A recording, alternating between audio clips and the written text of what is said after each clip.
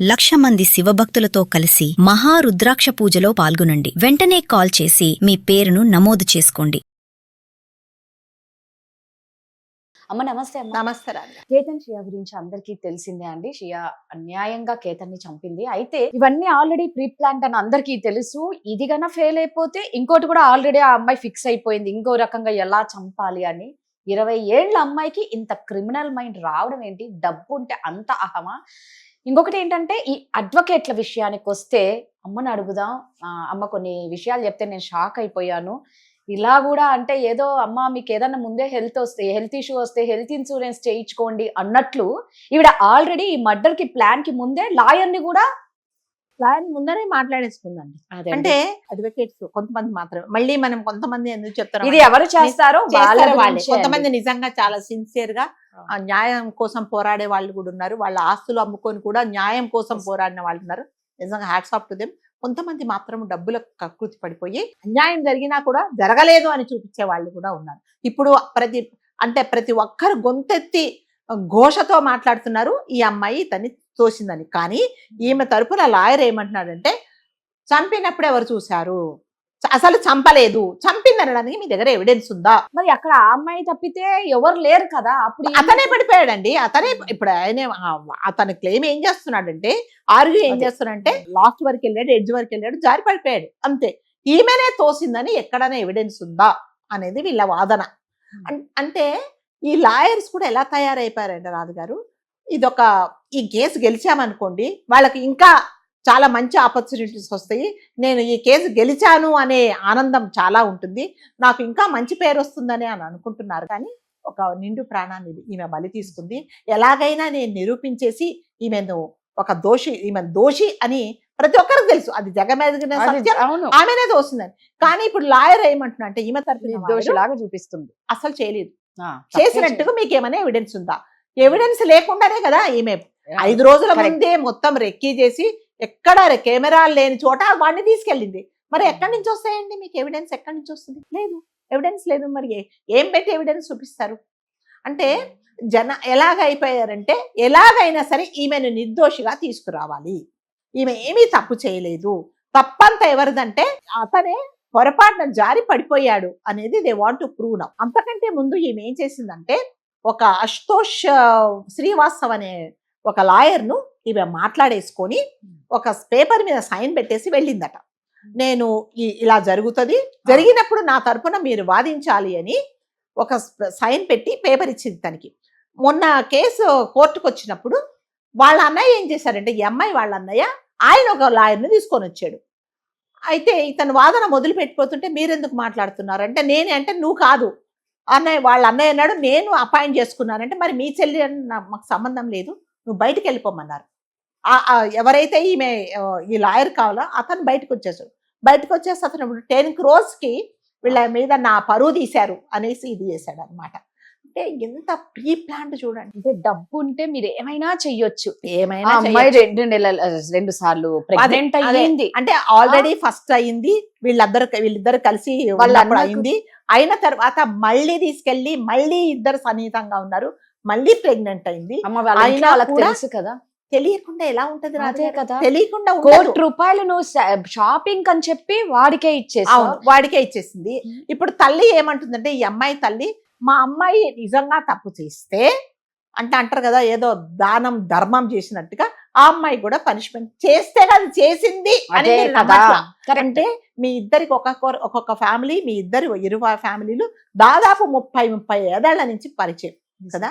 మనం ఇప్పుడు సపోజ్ మీకు నాకు 5-6 ఏళ్ల నుంచి పరిచయం ఏంటే మనం ఎంత క్లోజ్ గా, మీకు బాధ ఉంటే నేను, నా బాధ ఉంటే మీరు తీసుకుంటాం. అలాంటిది దాదాపు 30 ఏళ్ల పరిచయం అంటే ఆ పిల్లలు చిన్నప్పటి నుంచి మీకు తెలుసు కదా, ఎవరేంటి ఎలా ఉంటారని తెలియదు. మీకు ఏమాత్రం బాధ లేదా అబ్బాయి చనిపోయినందుకు? ఆ తండ్రి అయితే ఇలా కొట్టుకొని చూస్తే ఈమె సిల్లీ రీజన్ చూపించింది. అతనికి బాల్డ్ హెయిర్ ఉంది, తర్వాత నత్తి ఉంది, పర్సనాలిటీ బాగాలేదు.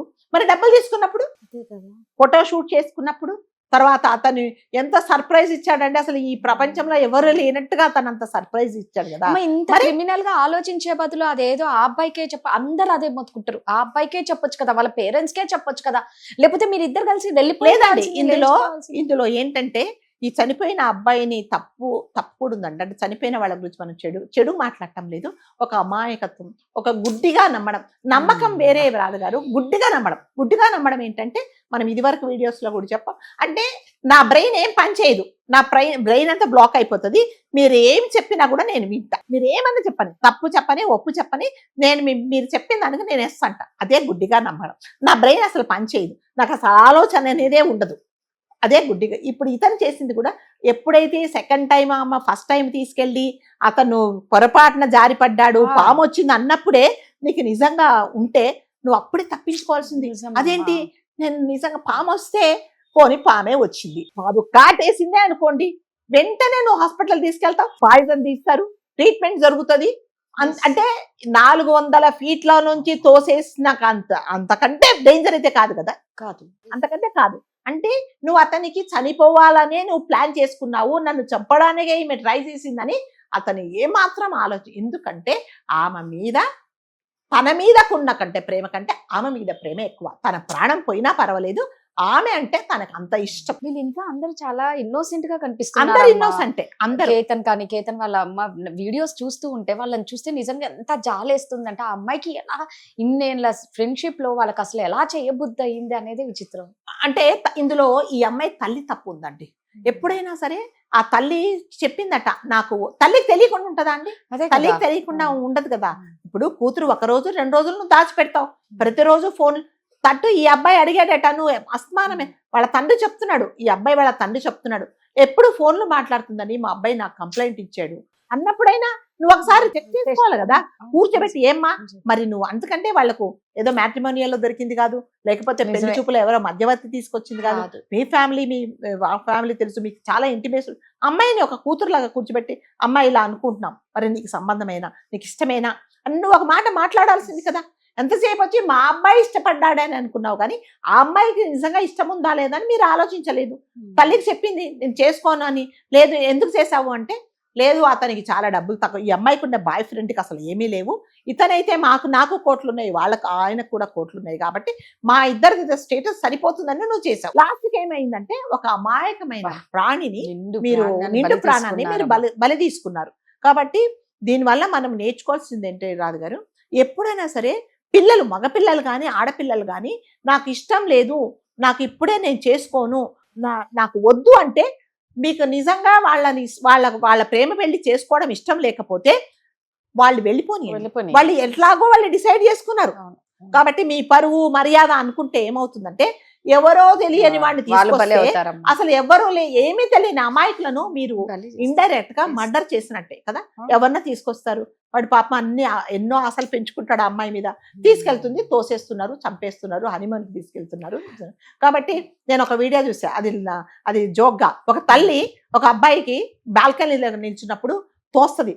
రే నీకు ఇంత మార్గం తెలీదా, వెనక నుంచి ఎవరైనా వచ్చినప్పుడు తోస్తారేమని నువ్వు జాగ్రత్త పడలేవా అని చెప్తారు. రైట్ అమ్మా, మీరు అంటుంటే గుర్తుకొస్తుంది, ఇప్పుడు బాగా వీడియో ఒకటి వైరల్ అవుతుంది.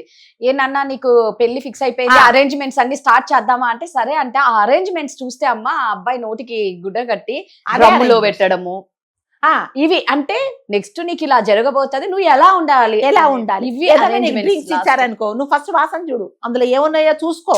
నువ్వు ఇంత మాత్రం జాగ్రత్త లేకపోతే నీకు ఎలాగా షాపింగ్ హనీమూన్ కి వెళ్తాదని అనుకో, పర్లేదు, హనీమూన్ కి జనరల్ గా భార్య తీసుకెళ్లే, లేకపోతే వాళ్ళకి నా కదలికలన్నీ నువ్వు చూస్తూ ఉండని చెప్పు, అప్పుడే నువ్వు సేఫ్ గా ఇంటికి వస్తావా, లేకపోతే నువ్వు పోతావు. ఇవన్నీ నేర్చుకోమని ఒక తల్లి కొడుకు నేర్పిస్తుంది అనమాట. నీకు ఇంత మాత్రం తెలీదా అంతా ఎట్లా అయిపోయింది చూడండి. ఒక హనీమూన్ కి వెళ్ళాలన్నా కూడా ఇద్దరిని పంపించే రోజు. ఇప్పుడు జరిగిన ఈ ఇన్సిడెంట్స్ ప్రతి ఒక్కరు ఒక జోక్ గా తీసుకొని రీల్స్ చేస్తున్నారు.